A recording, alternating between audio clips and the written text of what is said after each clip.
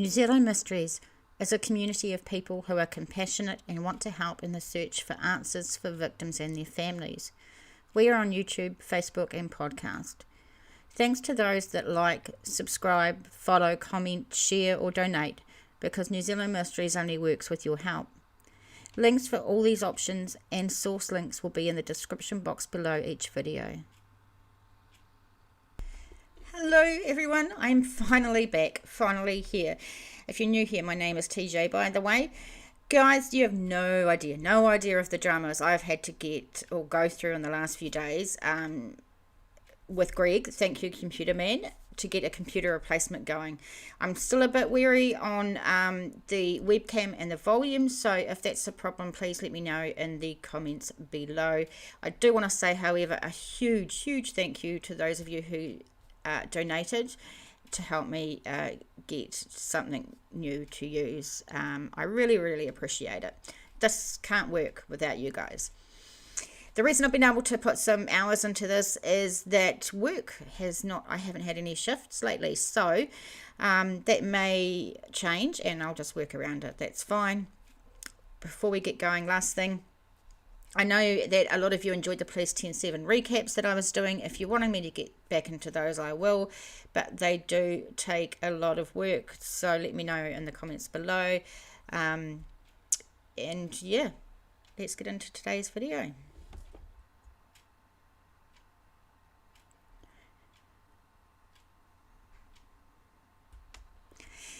The first case we're going to look at is from the police missing persons page, and I will have it linked down in the description box below if you want to come here.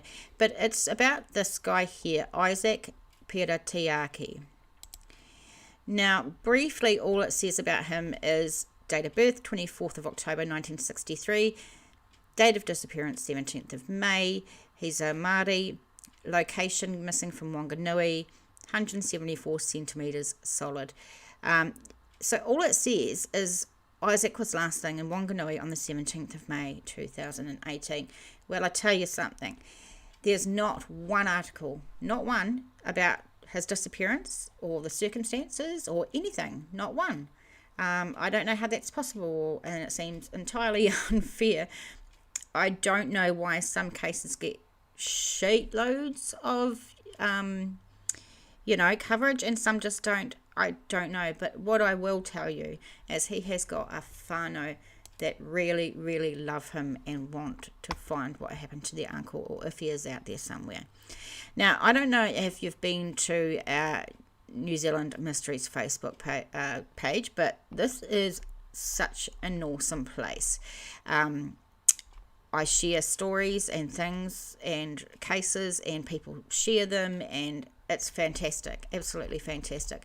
But what I really wanted to show you is I posted about Isaac here, and 379 shares and 123 comments, 447 of those little icon things, or whatever you want to call them, emoji things. It's great, but we still don't know what happened to Isaac, and neither does his whānau. And I have talked to many of his whānau, and they are so lovely, so damn lovely, and they don't deserve this. Not that any cases deserve this, but yeah, it's a really sad story. We don't have anything to go on.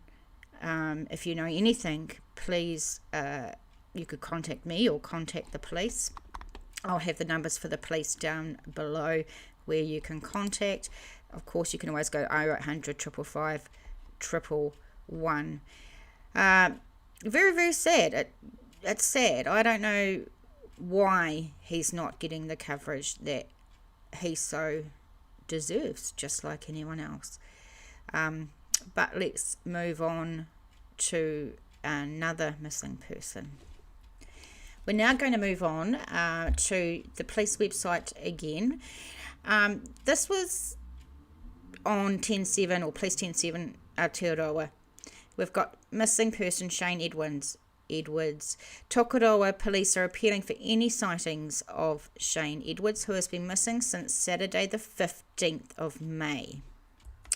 Shane was last seen at a residential address in Tokoroa. He left behind several personal items which was very uncharacteristic of him. He is described as male, 42 years, last seen wearing black beanie, brown checked swan dry, zip-up jersey, full low-cut brown chucks and dark blue jeans. Shane has contacts in Tokoroa, Rotorua, Turangi and Christchurch. Police are appealing for any sightings of him. Shane's whānau are extremely worried about him, so if you have information that could help bring him home, please get in touch through the 0800 line, through the police website here.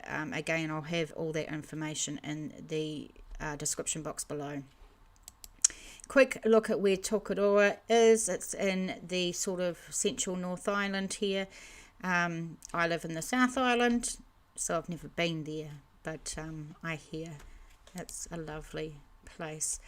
This is stuff.co.nz. Come home, hun. Tokoroa father Shane Edwards disappeared from his kitchen a month ago. Now, this is an article by Ben Bathgate on June the 16th, 2022. God, it's every minute, hour just drags.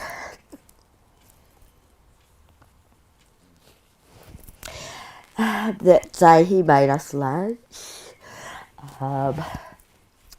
He said that he'll do the wash up, and I was going to go do the boys, help them with their room, and I'm not going to play all of that, for I might get copyright strike, you never know, but obviously you'll be able to listen to the rest of the video by his partner there, which is really, really sad and pulled on my heartstrings, I must tell you. 1 minute Shane Edwards was in his Tokoroa kitchen, the next he was gone, and in the month since then the hours have dragged for his partner of 18 years, Alvina Smith, and she's made an emotional appeal for his return, saying, "My boys need their dad." God, doesn't that just break your heart? Speaking about the impact of his May 14 disappearance, she sobs at points, shakes and wipes her eyes with tissues. And the detective in charge has called it an unusual case, with few leads so far. That's making us worry a bit. On the day Edwards finished, he'd made lunch for everyone and offered to clean up while Smith was with the boys in the bedroom, she said. He's meant to be doing the dishes, she said. I came out about 20 to 30 minutes. The dishes are there, but he's not there. She said he had no gang connections, no involvement in drugs or any mental health issues. His brother, Shane's brother, psychologist, Dr. Michael Edwards, said that through his work he knows the red flags that can sometimes accompany mental health issues, and he's clear none were present with his brother. Faced with the empty kitchen, Alvina said she checked their section, then began phoning friends and relatives. Their dog, who usually barks when visitors arrive, had been silent, she said. She immediately knew something was wrong. It didn't take a while, it was in that moment. She said for him to vanish like this was completely out of character. She said he's a good dad. No gangs, no drugs, no mental health issues, not for Shane. He loved being with his boys and they meant the world to him. She goes to say he takes them to school, wakes them up, makes lunches, changes them, helps me do their breakfast. He sounds like a fantastic partner and father. She said if one of the kids is upset after school, he might treat them at the dairy or take them to the rock path. That's something fun for them, or the park. Unsurprisingly, his disappearance has hit the kids hard, she said. They don't want to go to school. They're asking for him all the time. Our baby always asks, maybe he's down this way, maybe that way, maybe we should look here. She said, I've got another son saying, oh, he'll be home soon, Mum. I miss him too. I have to hear the same stories every night. The toll on Smith is obvious. She said, I don't eat. I'm just constantly worried. She said, I was keeping count of the time, but after a month, it's every minute, every hour just drags. Asked what her message would be to Shane. It takes Smith a few minutes to get the words out. But she says, come home, hun. The boys miss you. We all miss you. She also had a message for anyone who may have seen Shane or may know something about his disappearance or whereabouts now. Please ring the police. Tell him to come home. We miss him. It's hard to get through the day. That was echoed by both Michael Edwards, his brother, and the officer in charge of the case, Detective Sergeant Dave Whitecliffe-Davies. He said that up until Thursday they had heard nothing about Shane's whereabouts, but had 2 possible sightings in Rotorua and Whakatane, neither definite. He goes on to say, it is very unusual and that's making us worry a bit, he said. Absolutely nothing leading us towards what could have happened. Usually we get some sort of angle, usually there's some information, even if it's only false leads. Smith acknowledged the police's work. They're doing their best to find him, but they've not got a lot to go on. His partner Alvina, his brother, and Whitecliffe-Davies were united in asking for information that could help. Come forward no matter how insignificant it is. It just doesn't make sense. Anyone with info about Shane can call Whitecliffe-Davies, the detective, on 021 191 0875 or police on 105 and reference the file number 220518/6338, or you can go anonymously to Crimestoppers at 0800 555 111. All this will be in the description box below. Let's keep going. So we're going to move on to the Rotorua. It's from the New Zealand Herald, the NZ Herald, but originally from Rotorua Daily Post. This was from Megan Wilson on 20th of June 2022. We're not going back far, guys, only a couple of months. Tokoroa missing person Shane Edwards. 3 more potential sightings. Police are following 3 more potential sightings of missing Tokoroa man Shane Edwards, including one person who thinks they may have picked Edwards up hitchhiking. The 42-year-old father vanished from his Tokoroa home on May 14th and has not been heard from since. There have been no confirmed sightings of him. On Friday, Detective Sergeant David Whitecliffe-Davies said police were following 3 potential sightings of him in Auckland, Makatu and Waikaremoana. Members of the public, you can tell I haven't done a video for a while, members of the public had come forward and said they had seen something matching Edwards' description, who seemed a little out of place. Police had since negated a sighting in Whakatane as someone else after it was reported to police on Thursday.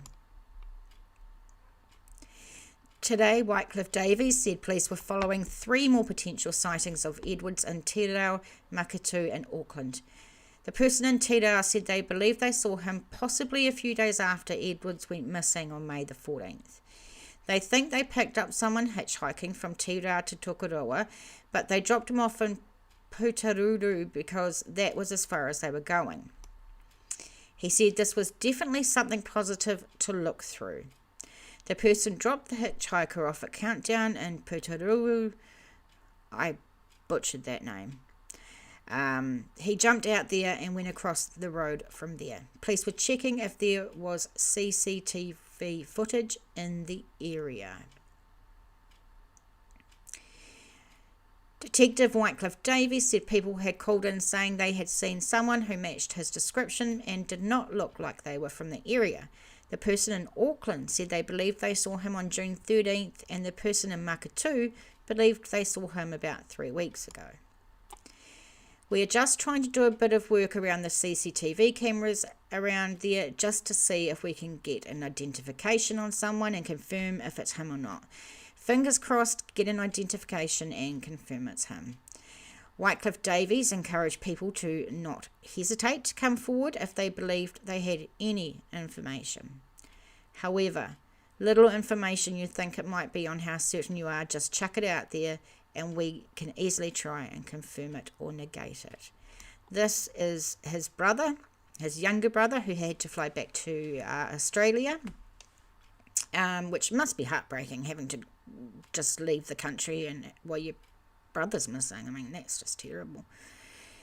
So his brother, Dr. Michael Edwards, said he was extremely pleased with the community who are keeping an eye out for him. Michael is flying back to Australia tonight after arriving in New Zealand on June 9th to help with the search for his younger brother. Now he was leaving, Michael said, Obviously, I still miss my little bro immensely. Love him to bits.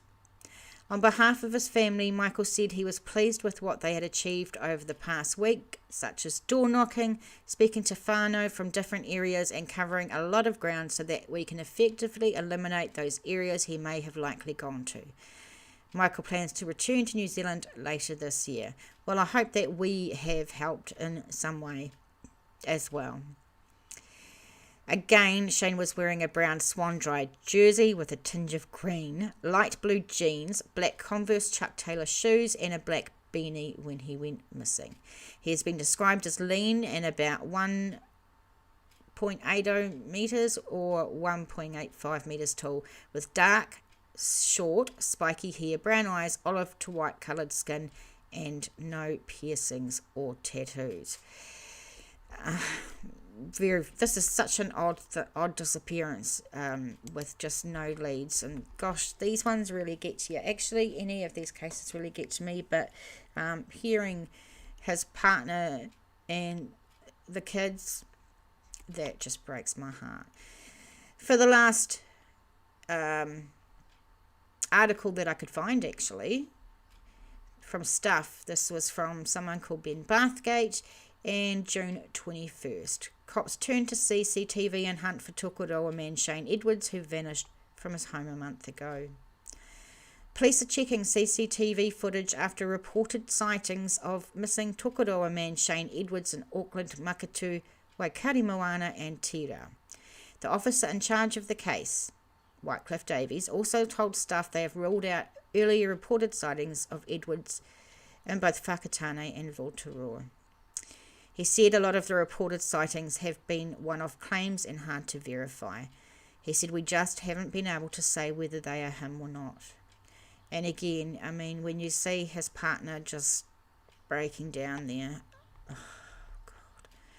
He also warned that in the month since Edwards was last seen, it was possible his appearance may have changed with different facial hair or longer or shorter head hair. He said his message to anyone who believed they may have seen Edwards or thinks they may know something about his whereabouts was unchanged. Get in touch with police. Even if it's only a small percentage chance, he said. Again, Edwards' disappearance on May 14th and has left his whānau and police baffled. It's very unusual and that makes us worry a bit. Absolutely nothing leading us towards what could have happened.